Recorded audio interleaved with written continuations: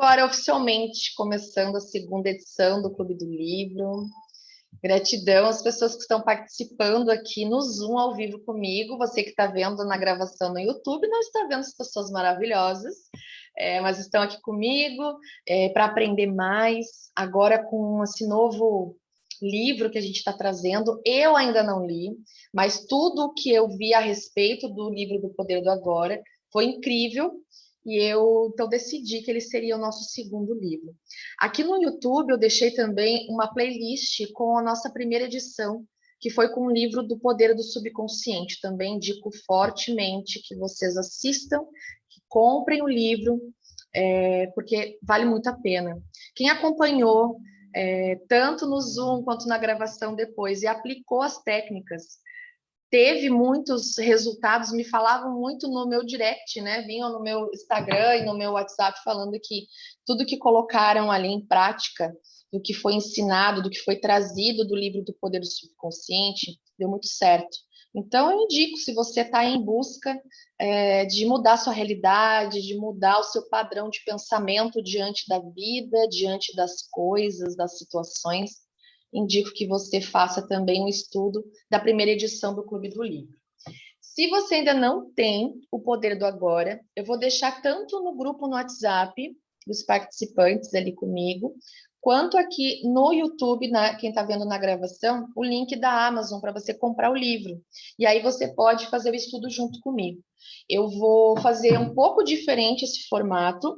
A primeira edição no Poder Subconsciente eu fiz na íntegra, eu li o livro inteiro, e só que dessa vez eu escolho, né, eu acho que vai ser mais leve também para a gente aprofundar nos tópicos importantes, a gente fazer um estudo de partes dos capítulos, tá?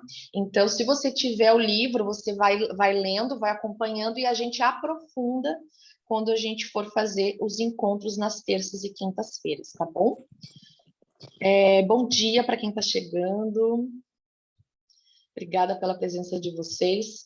E então, eu vou ler junto, né? Não li ainda, mas vamos lá. O Poder do Agora, esse autor que eu não sei como pronuncia o nome dele corretamente, mas o Eckhart Tolle, não sei se é assim, ele tem não só esse livro, mas ele tem outras obras falando também sobre a prática do poder do agora, o poder do silêncio, um novo mundo, o despertar de uma nova consciência.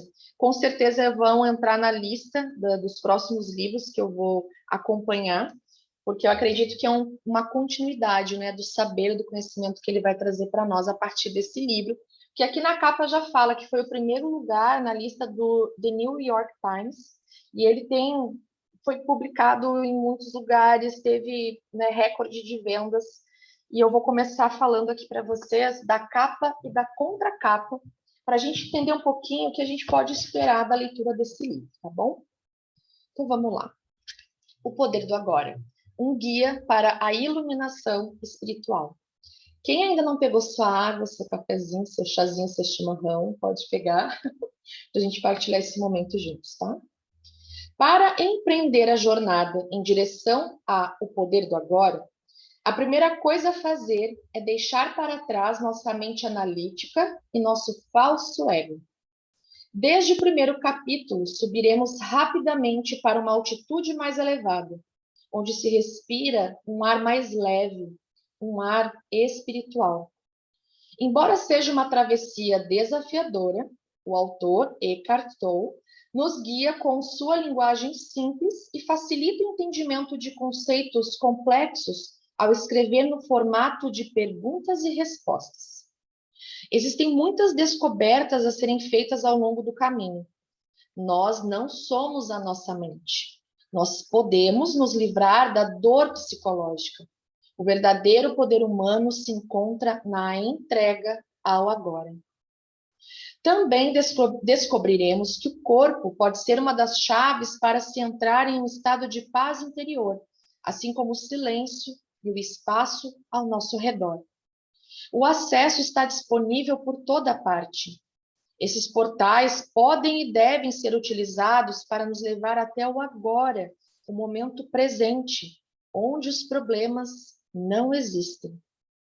Aqui encontraremos nossa alegria e seremos capazes de abraçar nosso verdadeiro eu. Descobriremos então que já somos completos e perfeitos. Muitos vão perceber que os maiores obstáculos para essa realização são os nossos relacionamentos, especialmente com as pessoas mais próximas. Mas como estamos em território novo, nem tudo é o que parecia ser anteriormente. Os relacionamentos também podem ser uma porta de entrada para a iluminação espiritual, se soubermos lidar com eles de forma sábia. Ou seja, se nos tornarmos pessoas mais amorosas e conscientes. O resultado, a verdadeira comunhão entre nós e os outros. Se formos capazes de entrar plenamente presentes, se não resistirmos ao que é, entendermos o amplo significado da palavra perdoar, estaremos nos abrindo para a experiência transformadora de o poder do agora. Então, só nessa parte aqui, a gente já fica assim, né? Meu Deus, né? O que vem por aí? E agora, falando um pouquinho do autor, só para a gente ilustrar, né? Já que é esse primeiro contato que a gente está tendo com o livro, o autor do Poder do Agora, o Poder do Silêncio, Praticando o Poder do Agora, Um Novo Mundo, Despertar de uma Nova Consciência, onde traz essas reflexões, ele nasceu na Alemanha, onde viveu até os 13 anos. Formado pela Universidade de Londres, tornou-se pesquisador e supervisor de pesquisas da Universidade de Cambridge. Aos 29 anos, passou por uma mudança espiritual que transformou a sua vida. Mestre espiritual de renome internacional, realiza palestras sobre seus ensinamentos em todo o mundo e hoje ele vive em Vancouver, no Canadá. Muito que bem. Esse livro aqui, deixa eu dar uma olhada quantos capítulos. Nós temos 10 capítulos, tá?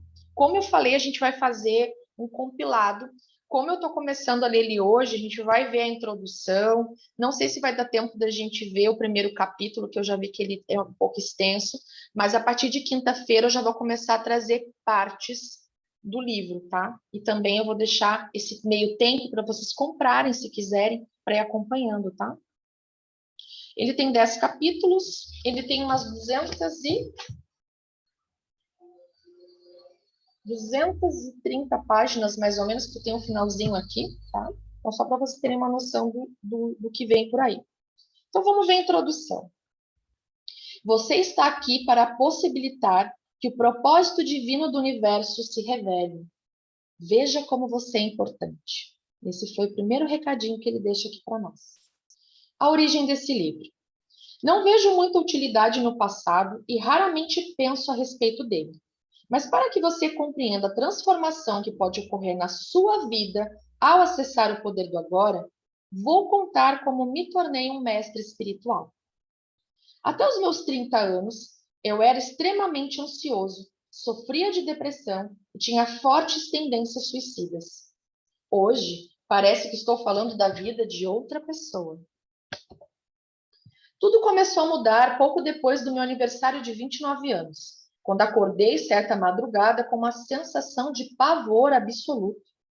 Não era a primeira vez que eu tinha uma crise de pânico, mas aquela, com certeza, foi a mais forte de todas. Tudo parecia estranho, hostil, absolutamente sem sentido. Senti uma profunda aversão pelo mundo e principalmente por mim mesma. Qual o sentido de continuar a viver com o peso dessa angústia? Para que prosseguir com essa luta? Um profundo anseio de destruição, de deixar de existir, tinha tomado conta de mim, tornando-se até mais forte do que o desejo instinto de viver. Não posso mais viver comigo, pensei. Então, de repente, tomei consciência de como aquele pensamento era peculiar. Eu sou um ou sou dois? Se eu não consigo mais viver comigo, deve haver dois de mim. O eu e o eu interior, com quem o eu não consegue mais conviver. Talvez, pensei, só um dos dois seja real. Fiquei tão atordoado com essa estranha dedução que a minha mente parou. Eu estava plenamente consciente, mas não tinha mais pensamentos. Fui arrastado para dentro do que parecia um vórtice de energia. No início, o movimento foi lento, mas depois acelerou. Fui tomado de um pavor intenso, meu corpo começou a tremer. Eu ouvi as vozes, não resisto, como se viessem de dentro do meu peito. Eu estava sendo sugado para dentro de um vácuo que parecia estar dentro de mim e não do lado de fora. De repente, perdi o medo e me deixei levar. Não me lembro de nada do que aconteceu depois. No dia seguinte, fui acordado por um pássaro cantando no jardim. Nunca tinha ouvido som tão maravilhoso antes. Meu quarto estava iluminado pelos primeiros raios do sol da manhã. Sem pensar em nada, eu soube que existem muito mais coisas para vir à luz do que nós percebemos. Aquela luminosidade suave que atravessava as cortinas da janela do meu quarto era o próprio amor. Meus olhos se encheram de lágrimas e eu percebi que nunca tinha reparado na beleza das pequenas coisas, no milagre da vida. Era como se eu tivesse acabado de nascer de novo. Durante os 5 meses seguintes, vivi um estado permanente de paz e alegria. Depois, essa sensação diminuiu de intensidade, ou talvez eu tenha simplesmente me acostumado com ela, pois se tornou o meu estado natural. Embora eu continuasse vivendo normalmente, tinha percebido que nada que eu viesse a fazer poderia mudar realmente a minha vida. Eu já tinha tudo do que necessitava. E sabia que algo profundamente significativo tinha acontecido, mas não entendi exatamente o que. Só compreendi, anos mais tarde, depois de ler muito sobre espiritualidade e de conviver com mestres iluminados. Percebi que eu já tinha vivenciado a transformação que as pessoas tanto desejavam. A pressão intensa do sofrimento daquela noite forçou minha consciência a pôr um fim à identificação com a infelicidade e com o falso eu interior amedrontado que minha mente havia criado para me controlar. Olha que profundo isso. Vou ler de novo. Percebi que eu já tinha vivenciado a transformação que as pessoas tanto desejavam. A pressão intensa do sofrimento daquela noite forçou a minha consciência a pôr um fim à sua identificação com a infelicidade, com o falso eu interior amedrontado que minha mente havia criado para me controlar. Foi uma transformação tão completa que esse eu interior sofredor murchou imediatamente, como quando se tira o pino de um brinquedo inflável. O que restou foi a minha verdadeira natureza, a minha presença, a consciência em seu estado puro, anterior à sua identificação com a forma. Mais tarde aprendi a entrar numa dimensão interior eterna e imortal, que havia percebido inicialmente como um vazio, e a permanecer plenamente consciente assim, alcançando um estado de profunda paz e bem-aventurança. Eu me entreguei, eu me entreguei completamente a essa experiência e durante um bom tempo abri mão de tudo no plano físico. Não tinha mais emprego, casa, relacionamentos, nem uma identidade social definida. Passei quase 2 anos sentado em bancos de parque num estado de profunda alegria. Mas até mesmo as experiências mais bonitas vêm e vão. Retomei minha vida no plano físico, mas o sentimento de paz nunca mais me abandonou. Às vezes ele é muito intenso, quase palpável, e outras pessoas também podem senti-lo. Outras vezes ele fica na retaguarda, como uma melodia distante. Tempos depois, as pessoas iriam se aproximar de mim e dizer: quero o que você tem. Você pode me dar ou mostrar como conseguir? Eu respondi: você já tem. Mas não consegue sentir porque a sua mente está fazendo muito barulho. Foi essa resposta que acabou originando o livro que você tem nas mãos. Quando eu vi, já possuía de novo uma identidade externa. Tinha me tornado um mestre espiritual. Tá bom até aqui, né? Meu Deus.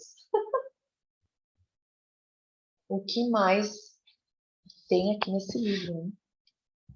Quantos paradigmas, quantas crenças, quantos conceitos do nosso falso eu que a gente foi trazendo, identificando e colocando na nossa vida, até, como ele fala ali, como uma forma de proteção, né? Então, a gente vai desconstruir muita coisa, então, ao longo dessa jornada. Estou bem animada. Vamos continuar aqui o que ele fala na introdução, mais 2 páginas. A verdade está dentro de você. Este livro representa a essência do meu trabalho com pequenos grupos na Europa e nos Estados Unidos durante os últimos 10 anos. Com profundo amor e admiração, gostaria de agradecer a essas pessoas excepcionais pela coragem e força de vontade que tiveram para abraçar uma mudança interior. Este livro não existiria sem elas.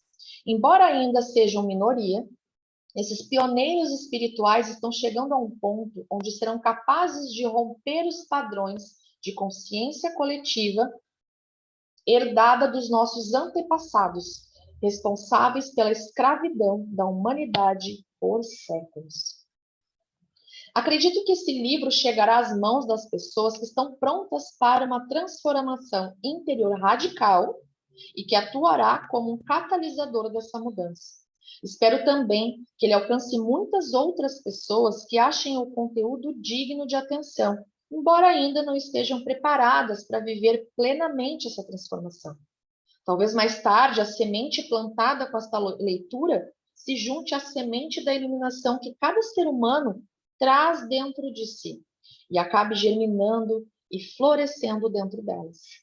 Este livro tem o formato de perguntas e respostas, porque se originou de questões formuladas pelas pessoas que participaram dos meus seminários, grupos de meditação e de sessões particulares de aconselhamento.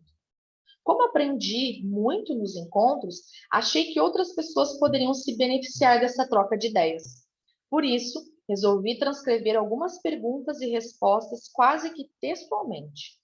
Também combinei certas questões mais frequentes em uma só e extraí a essência de respostas diferentes para formar uma resposta genérica.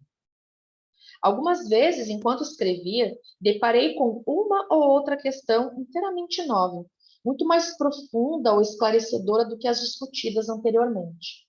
Outras questões foram formuladas para esclarecer determinados conceitos. Primeiro, vamos tratar da natureza da inconsciência humana, do sofrimento e da ilusão criada pela nossa mente. Vou lhe ensinar a reconhecer o que é falso em você e mostrar como a identificação com esse falso eu interior só pode trazer medo e infelicidade. O próximo passo é se libertar da escravidão da sua mente, entrar no estado iluminado de consciência e manter esse estado na sua vida cotidiana. Essa profunda transformação da consciência humana não é uma possibilidade distante no futuro. Ela está disponível agora. Não importa quem você seja ou onde quer que esteja. Cada palavra desse livro foi planejada para conduzir você a uma nova consciência à medida que avançar na leitura. Meu objetivo é levar você comigo a um estado de intensa consciência da presença do agora, de modo a lhe proporcionar um vislumbre da iluminação. Talvez, até que você seja capaz de vivenciar o que estou falando, algumas passagens pareçam repetitivas, mas, assim que conseguir, perceberá a grande carga de poder espiritual contida nesse livro. O símbolo de pausa, aí aqui está descrito nas páginas como um Szinho, ele está só falando sobre esse símbolo aqui. Ai, meu Deus, onde está? Aqui. Esse símbolo é um símbolo de pausa. Depois de certas passagens, é uma sugestão para que você possa parar de ler por um instante, relaxar e vivenciar a verdade do que foi dito.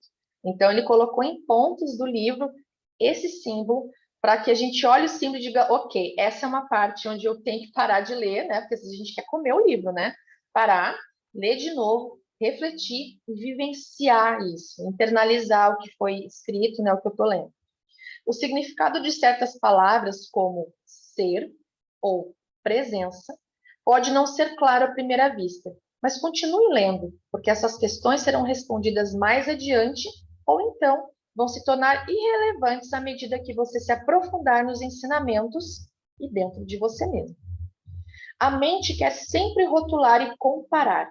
mas este livro trará mais benefícios se você não se apegar às palavras.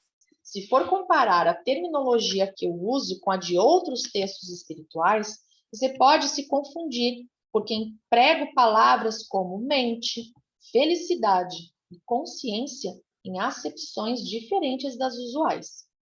Não leia apenas com a mente. Tome cuidado com o senso de identificação dentro de você. Não há nenhuma verdade espiritual que eu possa lhe contar que já não esteja no seu interior. Só o que posso fazer é chamar sua atenção para algumas coisas que talvez estejam esquecidas. A sabedoria da vida, antiga, mas ainda assim sempre nova, é então ativada dentro de cada célula do seu corpo. Este livro pode ser visto como uma reafirmação em nossos tempos de um ensinamento espiritual atemporal, a essência de todas as religiões. Essa essência não vem de fontes exteriores, mas sim da verdadeira fonte interior. Por isso, não contém teoria nem especulação. Como estou me baseando nessa experiência interior, vez por outra sou muito incisivo, porque quero atravessar as densas camadas de resistência mental e alcançar aquele lugar no seu interior que você já conhece, como eu conheço, e onde se pode reconhecer a verdade ao escutá-lo. Surge então um ensinamento de exaltação e de intensa vivacidade. Um sentimento de exaltação e de intensa vivacidade quando algo dentro de você diz: eu sei que isso é verdade. Muito bom. Essa aqui foi a introdução. E aí, eu vou começar fazendo a leitura do primeiro capítulo, que é Você não é a sua mente. Então, eu vou ler aqui. Quando chegar lá por 10 horas, mais ou menos, que eu não quero passar de 1 hora os encontros para não ficar maçante, tá? Porque chega uma hora que a gente já começa a dispersar e a gente capta só alguns pontos do que foi lido, né? Do que foi mostrado. Então, não vai ficar muito mais do que 1 hora os encontros, tá? Então, provavelmente eu não vou conseguir terminar o primeiro capítulo hoje, mas a partir de quinta, como eu falei, eu vou começar a pegar fragmentos dos capítulos, das leituras, tá bom? Para a gente falar um pouquinho mais sobre. Então, vamos lá. Mais um chazinho, né? Por que não? Capítulo 1. Você não é a sua mente. Eu vou escrever isso, vou botar no meu escritório. Eu não sou a minha mente. O maior obstáculo para a iluminação. Iluminação. O que é isso? Por mais de 30 anos, um mendigo ficou sentado no mesmo lugar debaixo de uma marquise. Até que um dia, uma conversa com um estranho mudou a sua vida. Tem um trocadinho aí para mim, moço? Murmurou, estendendo mecanicamente seu velho boné. Não, não tenho, disse o estranho. O que tem nesse baú debaixo de você? Nada, isso aqui é só uma caixa velha. Já nem sei há quanto tempo sento em cima dela. Nunca olhou para dentro? Nunca olhou para ver o que tinha dentro? Perguntou o estranho. Não, para quê? Não tem nada aqui, não.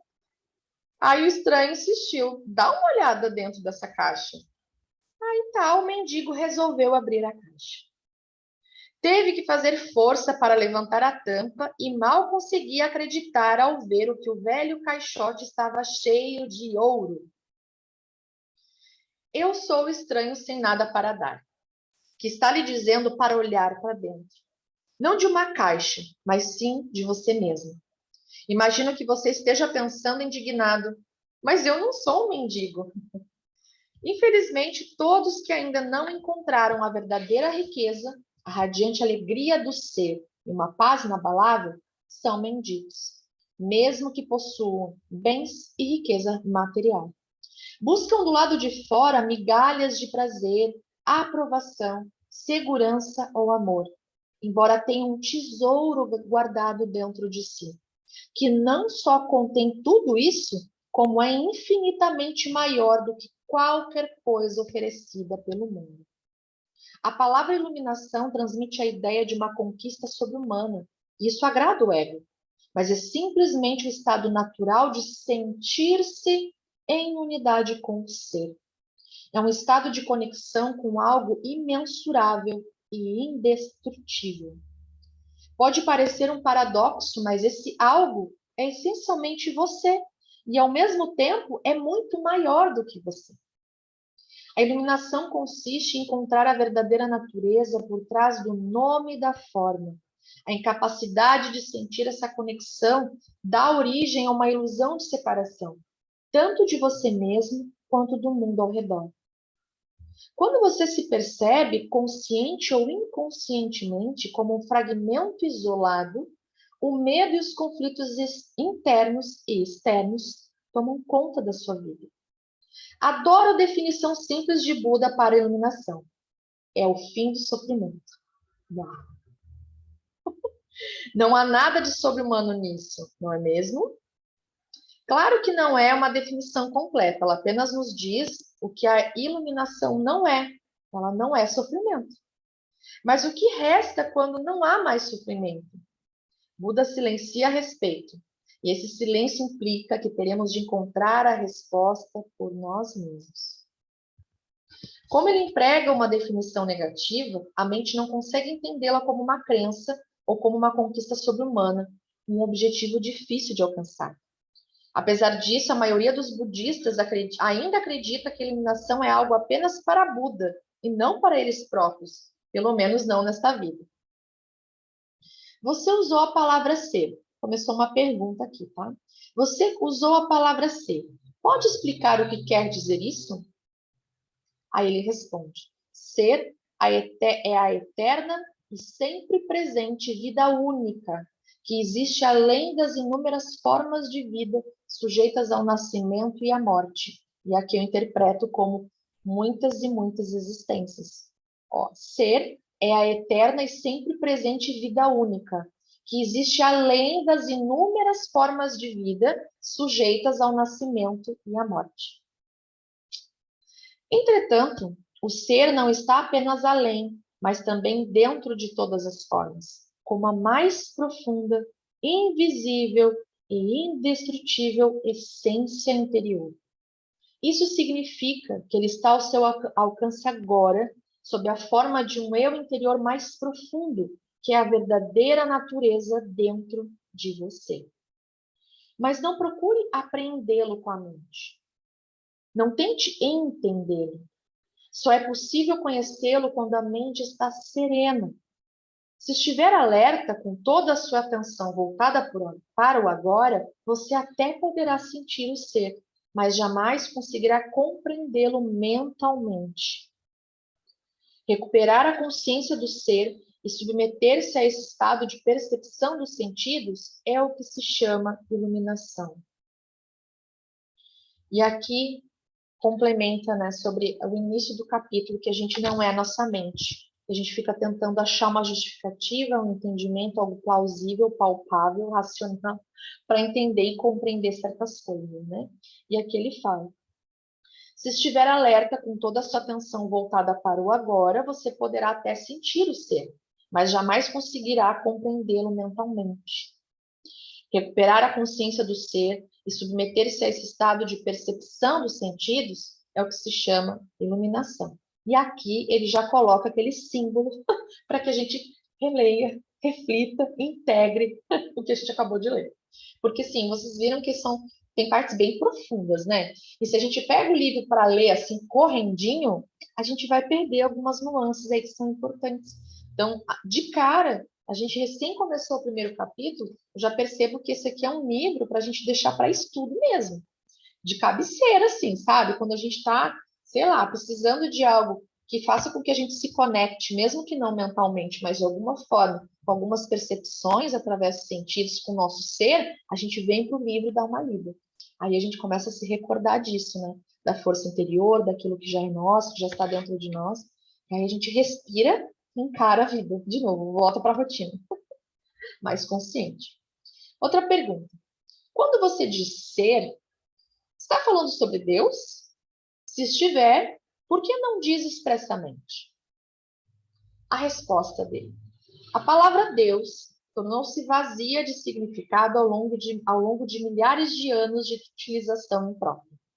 Emprego-a ocasionalmente, mas com moderação. Considero imprópria a sua utilização por pessoas que jamais tiveram a menor ideia do reino do sagrado, da infinita imensidão contida nessa palavra, mas que a usam com grande convicção, como se soubessem do que estão falando. Existem ainda aqueles que questionam o termo como se soubessem o que estão discutindo. Esse uso indevido dá origem a crenças, afirmações e delírios absurdos, tais como: o meu ou o nosso Deus é o único Deus verdadeiro. O seu Deus é falso. Ou a famosa frase: vai agora, não sei nem falar isso aqui. Nix. É isso, Paulo. Deus está morto. Olha, só aprendendo essas coisas aqui. A palavra Deus se tornou um conceito fechado. Quando a pronunciamos, criamos uma imagem mental. Talvez não mais a de um velhinho de barba branca, mas ainda uma representação mental de alguém ou de algo externo a nós. E quase inevitavelmente alguém ou alguma coisa do sexo masculino. Isso é real. Quando alguém fala Deus, ou a gente lê Deus em algum livro, e acontece comigo, eu imagino um ser masculino, algo fora de mim, né? Algo externo, fora, né? Sei lá, alguma consciência muito maior, muito grande, mas sempre fora, né? Sempre no externo e de sexo masculino. Tanto Deus quanto ser são palavras que não conseguem definir nem explicar a realidade por trás delas. Ser, entretanto, tem a vantagem de sugerir um conceito aberto. Não reduz o invisível infinito a uma entidade finita. É impossível formar uma imagem mental a esse respeito. Quando a gente fala ser, a gente tenta racionalizar, né? Ó, de novo, a gente entra na mente, ser, mas que ser? Ser o que é? Uma coisa, uma situação, uma pessoa, uma mulher, uma criança. Por isso que ele usa a palavra ser. Usando, né, a palavra ser, entretanto, tem a vantagem de sugerir um conceito aberto, né? Fica muito amplo. Não reduz o invisível infinito a uma entidade finita. É impossível formar uma imagem mental a esse respeito. Ninguém pode reivindicar a posse exclusiva do ser. É a sua essência tão acessível como sentir a sua própria presença. A realização do eu sou, que antecede o eu sou isso ou eu sou aquilo, portanto, a distância é muito curta entre a palavra ser e a vivência do ser. Vivência de ser. Qual o maior obstáculo para vivenciar esta realidade? Mais uma perguntinha. Eu vou ter que tirar isso aqui para me incomodar. Vou ficar assim. Vaca lambeu. Tudo certo. Tá me apertando aqui. Ó. Mais uma perguntinha para ele, então. Qual o maior obstáculo para vivenciar essa realidade? E ele responde: identificar-se com a mente. Esse é o maior obstáculo. O que faz com que estejamos sempre pensando em alguma coisa. Ser incapaz de parar de pensar é uma aflição terrível, mas ninguém percebe porque quase todos nós sofremos disso. Então, consideramos uma coisa normal. É verdade. A gente acha normal, a gente está mergulhado em pensamentos e várias coisas ao mesmo tempo, aquela loucuragem mental, né? Obesidade mental. O ruído mental incessante nos impede de encontrar a área de serenidade interior, que é inseparável do ser.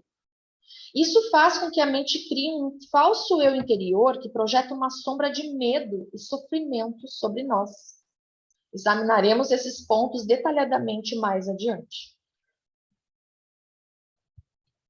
O filósofo Descartes acreditava ter alcançado a verdade mais fundamental quando proferiu sua conhecida máxima: penso, logo existo. Cometeu, no entanto, um erro básico ao equipar o pensar ao ser e a identidade ao pensamento. O pensador compulsivo, ou seja, quase todas as pessoas, vive em um estado de aparente isolamento em um mundo povoado de conflitos e problemas. Um mundo que reflete a fragmentação da mente em uma escala cada vez maior. A iluminação é um estado de plenitude, de estar em unidade e, portanto, estar em paz. Em unidade tanto com o universo quanto com o eu interior mais profundo, ou seja, o ser. Entrando mais umas pessoas aqui. A iluminação é o fim, não só do sofrimento dos conflitos internos e externos permanentes, mas também da aterrorizante escravidão do pensamento. Que maravilhosa libertação! Meu Deus, é verdade. Quantas vezes, né? Eu mesma, tem horas assim que eu penso, meu Deus, como desliga? Como desliga? Eu não consigo raciocinar o que está na minha frente que eu tenho que fazer agora, nesse momento. Porque eu estou mergulhada nesse caos, né? E é o que ele fala aqui, é muito verdade. Que maravilhosa libertação. Estou ansiosa por isso. Se nos identificamos com a mente, criamos uma tela opaca de conceitos, rótulos, imagens, palavras, julgamentos e definições que bloqueiam todas as relações verdadeiras. Essa tela se situa entre você e o seu eu interior, entre você e o próximo, entre você e a natureza, entre você e o Deus. É como se fosse aquele véu, né, Paulo, eu acho, né? Algo está entre nós e a verdadeira fonte, entre nós e a verdadeira essência, tem esse véu aí de conceitos, de rótulos, julgamentos, e não é muito real isso. Essa tela de pensamentos que cria uma ilusão de separação, uma ilusão de que existe você e um outro totalmente à parte, e não de unidade, né? A gente tem essa ilusão de que tem algo separado de nós. Esquecemos o fato essencial de que debaixo do nível das aparências físicas formamos uma unidade com tudo aquilo que é. Por esquecermos, quero dizer que não sentimos mais essa unidade como uma realidade evidente por si só. Podemos até acreditar que isso seja uma verdade, mas não mais a reconhecemos como verdade. Acreditar pode até trazer um conforto. Tipo assim, tá, eu sei que tem algo lá. Daí isso me conforta, né? Eu vou continuar vivendo, sobrevivendo nesse mundo, essa realidade, porque eu sei que existe algo que eu ainda não compreendi. E a gente fica tentando buscar fora essa verdade, essa compreensão, né? Eu acho que esse livro ele vai trazer muito isso à tona, né? De estar dentro de nós mesmos. No entanto, acreditar pode até trazer conforto. No entanto, a libertação só pode vir através da vivência pessoal. E também a vivência, cada um vai vivenciar, né, essa descoberta de si de uma forma diferente no seu tempo. Né? Pensar se tornou uma doença. A doença acontece quando as coisas se desequilibram. Por exemplo, não há nada de errado com a divisão e a multiplicação das células no corpo humano.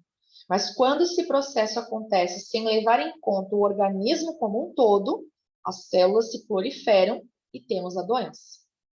Se for usada corretamente, a mente é um instrumento magnífico.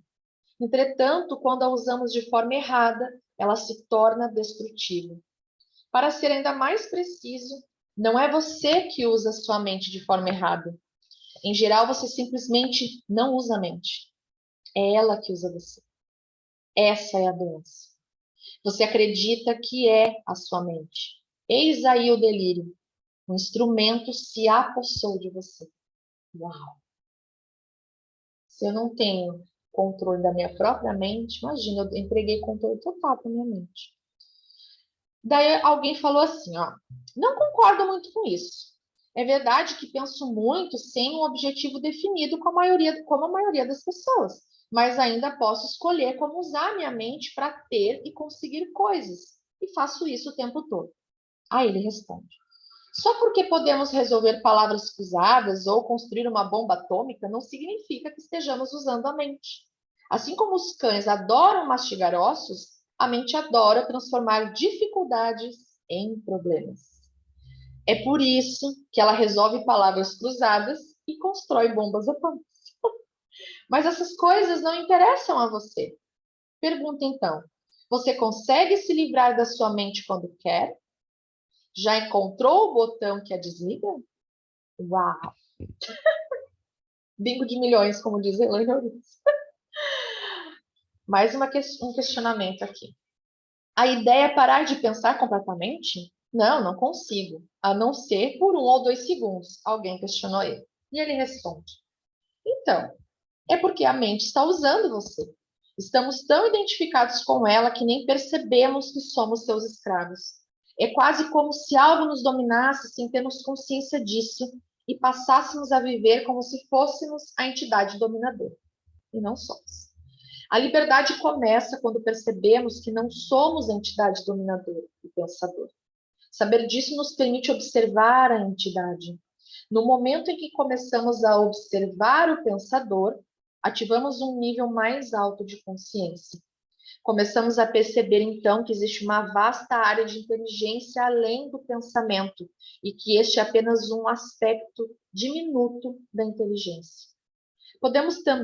Percebemos também, que todas as coisas realmente importantes, como a beleza, o amor, a criatividade, a alegria e a paz interior, surgem de um ponto além da mente. É quando começamos a acordar. E ele põe mais um pontinho, aquele símbolo, para a gente ficar em cima das... Só dessa página aqui, ó. Já dá, né? Fala, meu Deus do céu, ajudou um negócio. Meu Deus. A minha mente já está dizendo, vai, minha filha, agora é a hora. Vamos liberar essas cacas aí. Uau, deixa eu ver. Eu vou ler só mais uma parte para a gente finalizar, então. Porque até aqui já trouxe muita informação, muita coisa para a gente refletir, não é mesmo? Vamos lá. Ainda dentro do capítulo 1, né? Que a gente não é a nossa mente. Libertando-se da sua mente. Uma pergunta. O que você quer dizer exatamente por observar o pensador? E ele responde. Quando alguém vai ao médico e diz, ouço uma voz dentro da minha cabeça, provavelmente será encaminhado a um psiquiatra. De uma forma ou de outra, praticamente todas as pessoas ouvem uma voz ou algumas vozes o tempo todo dentro da cabeça. São os processos involuntários do pensar, que acreditamos que não podemos interromper, manifestando-se como monólogos ou diálogos contínuos. Meu Deus, eu e minhas 15 personalidades falando 24 horas por dia. Você já deve ter cruzado na rua com pessoas doidas, falando sem parar ou resmungando consigo mesmo. Eu sou essa pessoa. Isso não tem nada de diferente do que acontece com você e com outras pessoas normais, exceto que vocês não falam alto, você só pensa, você só não verbaliza.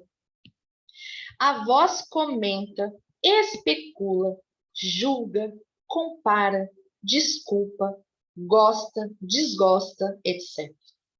A voz não precisa ser relevante para a situação do momento, pois ela pode estar revivendo o passado recente ou remoto, ou ensaiando, ou imaginando possíveis situações futuras. Aqueles diálogos de pessoas que nem sabem se vai acontecer, e a gente começa assim, quando chegar lá, eu vou falar. E aí fica aquela conversa interna de coisas que, situações futuras, meu Deus, imaginando possíveis situações futuras. Nesse último caso, ela imagina sempre as coisas indo mal e com resultados desfavoráveis. É assim, quando a gente começa a especular, imaginando como vai ser uma situação, alguma coisa lá na frente, a tendência é sempre ir para o negativo, que vai acontecer tudo errado, que vai dar a cabeça, como se... Eu tô rindo de nervosa. É o que se chama de preocupação. Às vezes, essa trilha sonora é acompanhada de imagens ou filmes mentais. Meu Deus, é exatamente isso. A gente cria, olha, melhor que Hollywood, muitas vezes. A gente cria tudo, a imagem, a paisagem, os elementos, o que vai ter naquele lugar, como é que a pessoa vai olhar para a gente, a expressão, o tom da voz. Isso tudo é muito real, gente. A gente vive isso. Mesmo que tenha alguma relação com o momento, a voz será interpretada em termos do passado. Isso acontece porque a voz pertence à mente condicionada, que é o resultado de toda a nossa história passada, bem como dos valores culturais coletivos que herdamos, as crenças através das experiências que a gente passou ao longo da nossa vida. Basicamente é isso. Assim, vemos e julgamos o presente com os olhos do passado e construímos uma imagem totalmente distorcida. Não é raro que a voz se torne o pior inimigo de nós mesmos. E aqui a voz, ele está falando dessas vozes mentais, tá? Dos pensamentos aqui. Muitas pessoas vivem com um torturador em suas cabeças, que as ataca e pune sem parar, drenando sua energia vital. Essa é a causa de muita angústia e infelicidade, assim como de doenças. A boa notícia é que podemos nos libertar de nossas mentes. Essa é a única libertação verdadeira. Dê o primeiro passo nesse exato momento. Comece a prestar atenção ao que a voz diz, principalmente a padrões repetitivos de pensamentos, aquelas velhas trilhas sonoras que você escuta dentro da sua cabeça há anos. É isso que quero dizer com observar o pensador. É um outro modo de dizer o seguinte: ouça a voz dentro da sua cabeça, esteja lá presente como uma testemunha. Seja imparcial ao ouvir a voz, não julgue nada. Não julgue ou condene o que você ouve, porque fazer isso significaria que a mesma voz acabou de voltar pela porta dos fundos. Né? Se eu começar a observar o que eu estou pensando, olha só que guria, meu Deus, vai fazer terapia, olha como... Aí já começa de novo, daí vem outra voz aqui, ó, julgando, dizendo, olha só, né? É só observar, só. Você logo perceberá, lá está a voz e aqui estou eu, ouvindo-a e observando. Sentir a própria presença não é um pensamento, é algo que surge de um ponto além da mente. Sentir a própria presença não é pensamento, é algo que surge de um ponto além da mente. Isso pode ser feito muito, né, Paula?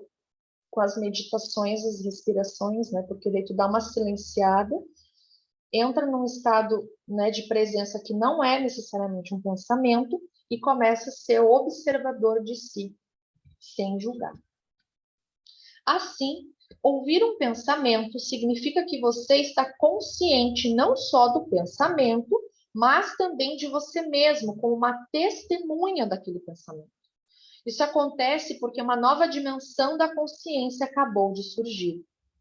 Quando você ouve o pensamento, sente uma presença consciente, que é o seu eu interior mais profundo, por trás ou por baixo do pensamento.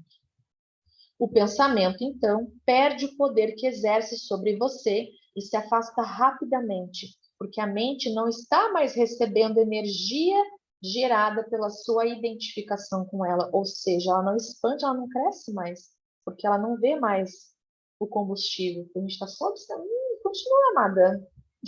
Não vou entrar no teu joguinho, tá? Tô aqui só vendo, só te olhando. Elas, ai meu Deus, né? Não tenho mais plateia. Aí ela perde a força, tá? Então, de novo, o pensamento, então, perde o poder que exerce sobre você e se afasta rapidamente, porque a mente não está mais recebendo energia gerada pela sua identificação com ela. Esse é o começo do fim do pensamento involuntário e compulsivo. Quando um pensamento se afasta, percebemos uma interrupção no fluxo mental, um espaço de mente vazia. No início, esses espaços são curtos, talvez apenas alguns segundos, mas aos poucos se tornam mais longos. Quando esses espaços acontecem, sentimos uma certa serenidade e paz interior. Esse é o começo do estado natural de nos sentirmos em unidade com o ser, que normalmente é encoberto pela mente. Então, como se a mente fosse aquelas nuvens, né? Aquela fumaça. Aí, quando ela vai passando, a gente começa a ver né? Ah, olha, tem uma lua, um sol, uma coisa assim.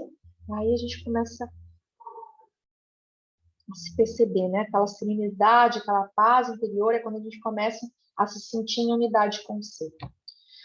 Com a prática, a sensação de paz e serenidade vai se intensificar. Na verdade, essa intensidade não tem fim. Você também vai sentir brotar lá de dentro uma sutil emanação de alegria, que é a alegria do ser. Não se trata de um estado de transe, nada disso. Se o preço da paz fosse a perda da consciência e o preço da serenidade uma falta de vitalidade, de vivacidade, então não valeria a pena. Exatamente o oposto. Nesse estado de conexão interior, ficamos muito mais alertas, estamos presentes por inteiro. Ao penetrarmos mais profundamente nessa área de mente vazia, como ela às vezes é chamada no Oriente, mente vazia, começamos a perceber o estado de pura consciência. Nesse estado, sentimos a nossa própria presença com tal intensidade e alegria que os pensamentos, as emoções, nosso corpo, o mundo exterior, tudo se torna insignificante comparado a ele. No entanto, não é um estado egoísta, e sim generoso. Ele nos transporta para um ponto além do que antes julgávamos ser o nosso eu interior. Essa presença é essencialmente você e, ao mesmo tempo, muito maior que você. Em vez de observar o pensador, podemos também criar um espaço no fluxo da mente, direcionando o foco da nossa atenção para o agora. Torne-se consciente do momento. Isso é profundamente gratificante de se fazer. E agindo assim, desviamos a consciência para longe da atividade da mente, criamos um espaço de mente vazia, em que ficamos extremamente alertas, conscientes, mas sem pensar. Essa é a essência da meditação. Na vida diária é possível pôr isso em prática, dando total atenção a qualquer atividade rotineira, normalmente considerada como apenas um meio para atingir o objetivo, de modo a transformá-la em um fim em si mesma. Por exemplo, todas as vezes que você subir ou descer as escadas em casa ou no trabalho, preste muita atenção a cada passo, a cada movimento, até mesmo a sua respiração. Esteja totalmente presente. Ou quando lavar as mãos, preste atenção a todas as sensações provocadas por essa atividade, como o som e o contato da água, o movimento das suas mãos, o cheiro do sabonete e assim por diante. Ou então, quando entrar em seu carro, pare por alguns segundos depois que fechar a porta e observe o fluxo da sua respiração. Tome consciência de um silencioso, mas poderoso sentido de presença. Para medir, sem errar, o seu sucesso nessa prática, verifique o grau de paz dentro de você. Agora, uma última partezinha para a gente finalizar. Portanto, o passo mais importante na caminhada em direção à iluminação é aprendermos a nos dissociar de nossas mentes. Todas as vezes que criamos um espaço no fluxo do pensamento, a luz da consciência fica mais forte. Um dia você pode se surpreender sorrindo para a voz dentro da cabeça, como sorriria para as travessuras de uma criança. Isso significa que você não está mais levando tão a sério o que vai pela mente, pois o seu eu interior não depende dela. E aí, gente, eu vou parar por aqui, porque eu acho, né, para mim, pelo menos, já foi um boom de coisa. Provavelmente eu vou assistir a gravação e vou ler de novo essa parte, vou grifar, sabe? É realmente um livro para estudo. Então, eu indico fortemente que vocês comprem o livro, né, estejam presentes também nos encontros, até para a gente poder trocar. Eu acho que é muito importante. Às vezes eu tomo consciência de uma parte, a Paula toma consciência de outra que eu não tomei consciência. E essa troca, né, às vezes a forma da gente falar, se colocar, né, colocar na nossa realidade com exemplos e tal, fica mais fácil de associar, né? Então é uma troca, uma contribuição que a gente vai fazendo aqui no Clube do Livro. Tá bom, meus amores? Então, gratidão para vocês que estiveram aqui comigo, para você que está assistindo aí pelo YouTube. Não desista, é bastante informação, muita consciência, mas eu tenho certeza que se você escolhe, decide, né, mergulhar no autoconhecimento, na sua melhora, vale muito a pena. Sempre vale. Gratidão, amores. Até a próxima. Até quinta-feira.